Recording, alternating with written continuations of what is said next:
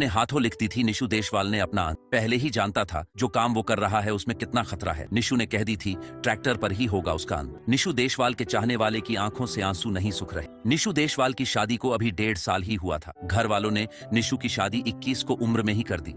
अभी 6 महीने का बेटा भी हो चुका था। निशु अपनी जिम्मेदारी को भी बखूबी समझता था। निशु देशवाल ने अपने एक ब्लॉग में कहा भी था कि अब उसे ट्रैक्टर से स्टंट करते वक्त डर लगने लगा है। निशु ने कहा कि पहले वो स्टंट में अपना 200% देता था, लेकिन अब 100 भी नहीं दे पाता। निशु का कहना था कि अब उस पर एक परिवार की जिम्मेदारी है। निशु देशवाल ने यह भी कहा कि उसे ट्रैक्टर से बहुत प्यार है। अगर कभी उसकी मौत आए तो ट्रैक्टर पर ही आए, तो उसे वो मौत भी हंसते हंसते कबूल होगी। लेकिन निशु की मौत से उसके परिवार टूट गया है। निशु को पत्नी को कल से होश भी नहीं आया है। बेटे को आंखों में पिता के लिए इंतजार अब भी दिख रहा है, लेकिन उस मासूम को कौन समझाए कि अब उसके पापा लौट कर नहीं आने वाले।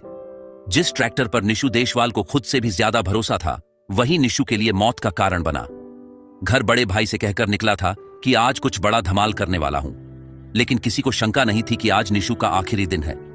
निशु परिवार में सबसे छोटा था। उसे ट्रैक्टर पर स्टंट करने का बचपन से ही शौक था और उसके पापा ने उसे शौक पूरा करने के लिए स्पीकैल ट्रैक्टर लाकर दिया था, जिसे निशु ने अपने हिसाब से मॉडिफाइड करवाया। और उसी ट्रैक्टर को वजह से निशु के यूट्यूब पर 13 लाख सब्सक्राइब थे, जिन्हें निशु अपना परिवार मानता था। लेकिन यही स्टंटबाजी के चक्कर में लोग इस हद तक गुजर जाते हैं कि कभी कभी वो उनके लिए भारी पड़ जाता है, और यही निशु के साथ हुआ। सोमवार सुबह भी वह स्टंट के लिए गांव के खुले खेतों में यमुना किनारे आया था।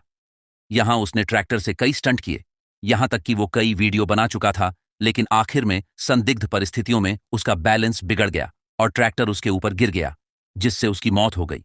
वीडियो को ज्यादा से ज्यादा शेयर करें ताकि और भी इससे भी एक सबक ले सके।